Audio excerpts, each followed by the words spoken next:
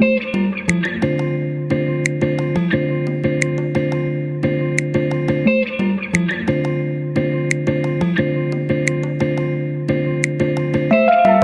teman-teman semua, apa kabar? Pada kesempatan kali ini kita akan membahas tentang materi mengenal teks debat. Apakah teman-teman pernah melihat kegiatan debat, baik itu secara langsung atau di televisi? Apa saja ya materi yang mengenai tentang teks debat? Mari kita bahas. Nah, sebelum kita belajar tentang teks debat, alangkah baiknya kita perlu tahu tentang teks debat itu sendiri.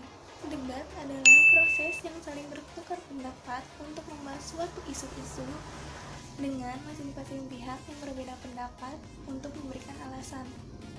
Bila perlu, menggunakan informasi, data, bukti untuk memperkuat pendapat masing-masing.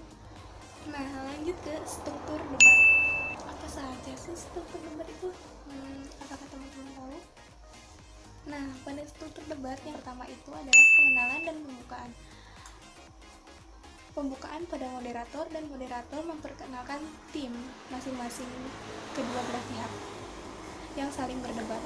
Nah, struktur debat yang kedua adalah yaitu menyampaikan argumen. Penyampaian argumen disampaikan oleh tim afirmasi, oposisi, dan tim netral. Nah, yang ketiga, pada struktur teks debat, tim afirmasi dan tim oposisi saling memberikan sanggahan, lalu ditengahi dengan tim netral. Yang keempat, pada struktur teks debat yaitu simpulan. Tim afirmasi dan tim oposisi dan tim netral menyampaikan kesimpulan terkait mosi, pendapat, dan sanggahan dari tim lain. Struktur teks debat yang kelima yaitu penutup. Pada struktur ini, moderator memberikan simpulan secara keseluruhan tanpa berpihak, kemudian menutup kegiatan debat dengan salam.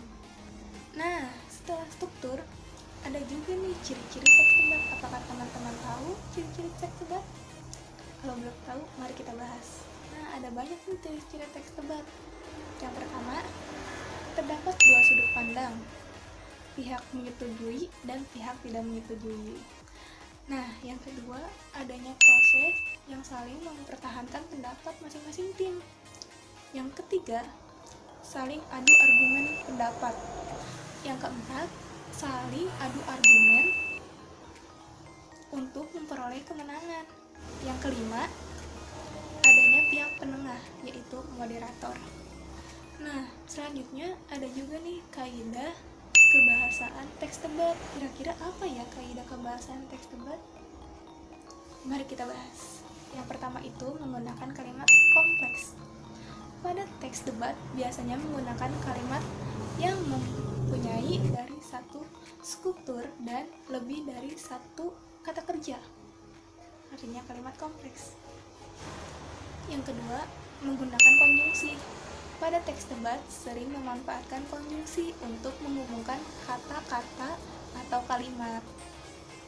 Yang ketiga, menggunakan kata rujukan. Pada teks debat biasanya menggunakan kata rujukan sebagai pemberi informasi seperti ini, itu, dia, beliau, di sini, di sana, dan sebagainya. Nah, setelah itu ada contoh soal nih. Ini cuma contoh, tapi teman-teman bisa jawab dahulu ya sebelum ibu memberikan jawabannya. Nah, yang pertama, tim oposisi. Saya tidak setuju. Kosakata bahasa asing hanya digunakan dan dimengerti bagi kalangan tertentu saja, namun bahasa Indonesia dimengerti dan digunakan di hampir semua kalangan. Nah, pertanyaannya, kutipan yang ibu bacakan tadi masuk ke dalam struktur teks debat, yaitu A. Pengenalan, B. Penyampaian argumen, C. Penutup, D. Debat, atau E. Pengantar. Coba teman-teman jawab terlebih dahulu. Nah, betul, jawabannya adalah D. Tentang proses debat yang sedang berlangsung. Kenapa sih jawabannya D, Bu? Nah, ibu akan memberikan pembahasannya. Struktur teks debat yaitu pengenalan, penyampaian argumen, debat, simpulan, dan penutup. Kutipan yang ibu bacakan tadi termasuk dalam struktur teks debat bagian debat yang ditandai dengan saya tidak setuju. Apakah teman-teman sudah paham sampai di sini? Nah, kita sudah belajar mengenai materi tentang mengenal teks debat. Semoga materi yang ibu sampaikan tadi bermanfaat ya bagi kalian. Selanjutnya ibu maaf bila ada salah kata. Wabillahi taufiq wal hidayah. Wassalamualaikum warahmatullahi wabarakatuh.